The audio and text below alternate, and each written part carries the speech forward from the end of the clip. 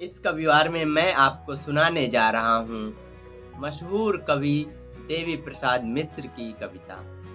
सुनिए। कहते हैं वे विपत्ति की तरह आए, कहते हैं वे प्रदूषण की तरह फैले। वे व्याधि थे, ब्राह्मण कहते थे, वे मलेच्छ थे, वे मुसलमान थे। उन्होंने अपने घोड़े सिंधु में उतारे और पुकारते रहे हिंदू हिंदू हिंदू। बड़ी जाति को उन्होंने बड़ा नाम दिया, नदी का नाम दिया। वे हर गहरी और अविरल नदी को पार करना चाहते थे। वे मुसलमान थे, लेकिन वे भी यदि कबीर की समझदारी का सहारा लिया जाए तो हिंदुओं की तरह ही पैदा होते थे। उनके पास बड़ी बड़ी कहानियां थीं, चलने की, ठहरने की, पिटने की और मृत्यु की। प्रतिपक्षी के खून में घुटनों तक और अपने खून में कंधों तक वे डूबे होते थे। उनकी मुट्ठियों में घोड़ों की लगामें और म्यानों में सभ्यता के नक्शे होते थे। ना मृत्यु के लिए नहीं, वे मृत्यु के लिए युद्ध नहीं लड़ते थे। वे मुसलमान थे। वे फारस से आए थे, तुरान से आए, समरकंद, फरगाना, सिस्तान से आए, तुर्किस्तान से आए। वे बहुत दूर से आए, फिर भी वे पृथ्वी के ही कुछ हिस्सों से आए। वे आए क्योंकि वे आ सकते थे। वे मुसलमान थे। वे मुसलमान थे कि या खुदा उनकी शक्लें आदमियों से मिलती थी, हूबहू वे महत्वपूर्ण अप्रवासी थे क्योंकि उनके पास दुख की स्मृतियां थीं। वे घोड़ों के साथ सोते थे और चट्टानों पर वीर बिखेर देते थे। निर्माण के लिए वे बेचैन थे। वे मुसलमान थे। यदि सच को सच की तरह कहा जा सकता है तो सच को सच की तरह सुना जाना चाहिए कि वे प्रायः इस तरह होते थे कि प्रायः पता ही नहीं लगता था कि वे मुसलमान थे या नहीं थे। वे मुसलमान थे। वे न होते तो लखनऊ न होता, आधा इलाहाबाद न होता, मेहराबे न होती, गुंबद न होता, अदाब न होता, मीर मखदूम मोमिन न होते, सबाना न होती। वे न होते तो उपमहाद्वीप के संगीत को सुनने वाला खुसरो न होता। वे न होते तो पूरे देश के गुस्से से बेचैन होने वाला कबीर न होता। वे न होते तो भारतीय उपमहाद्वीप को दुख को कहने वाला गालिब न होता। मुसलमान न होते तो 1857 न होता। वे थे तो चचा हसन थे। वे थे तो पतंगों से रंगीन होते आसमान थे। वे मुसलमान थे। वे मुसलमान थे और हिंदू में थे और उनके रिश्तेदार पाकिस्तान में थे।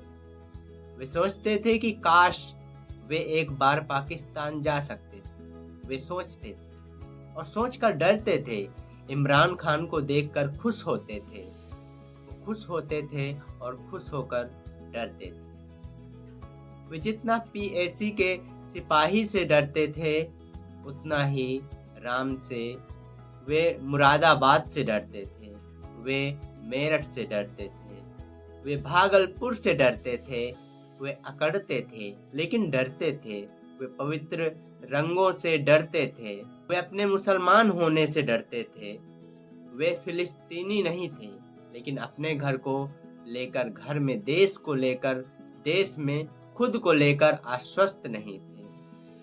वे उखड़ा उखड़ा राग द्वेष थे। वे मुसलमान थे। वे कपड़े बुनते थे, वे कपड़े सिलते थे, वे ताले बनाते थे, वे बक्से बनाते थे। उनके श्रम की आवाजें पूरे शहर में गूंजती रहती थीं। वे शहर के बाहर रहते थे। वे मुसलमान थे, लेकिन दमिश्क उनका शहर नहीं था। वे मुसलमान थे। अरब का पेट्रोल उनका नहीं था। वे दजला का नहीं, यमुना का पानी पीते थे। वे मुसलमान थे। वे मुसलमान थे इसलिए बच के निकलते थे। वे मुसलमान थे इसलिए कुछ कहते थे तो हिचकते थे। देश के ज्यादातर अखबार यह कहते थे कि मुसलमान के कारण ही कर्फ्यू लगते हैं। कर्फ्यू लगते थे और एक के बाद दूसरे हादसे की खबरें आती थी। उनकी औरतें बिना दहाड़ मारे पछाड़े खाती थी। बच्चे दीवारों से चिपके रहते थे।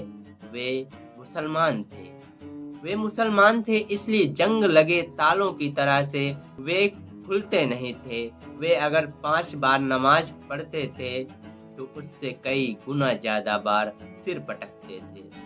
वे मुसलमान थे। वे पूछना चाहते थे कि इस लाल किले का हम क्या करें।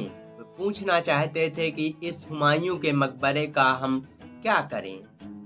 हम क्या करें इस मस्जिद का जिसका नाम कुव्वत उल इस्लाम है। इस्लाम की ताकत है। अदरक की तरह वे बहुत कड़वे थे। वे मुसलमान थे। वे सोचते थे कि कहीं और चले जाएं, लेकिन नहीं जा सकते थे। वे सोचते थे यहीं रह जाएं, तो नहीं रह सकते थे।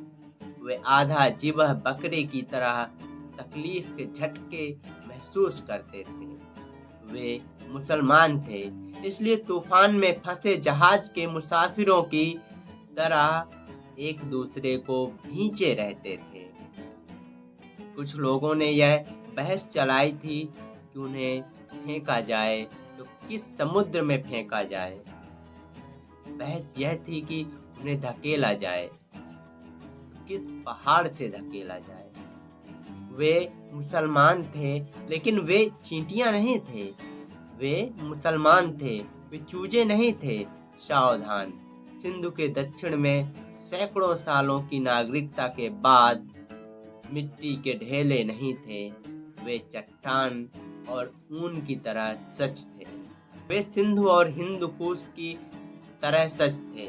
सच को जिस तरह भी समझा जा सकता हो उस तरह वे सच थे। वे सभ्यता का अनिवार्य नियम थे। वे मुसलमान थे, अफवाह नहीं थे। वे मुसलमान थे। वे मुसलमान थे। वे मुसलमान थे।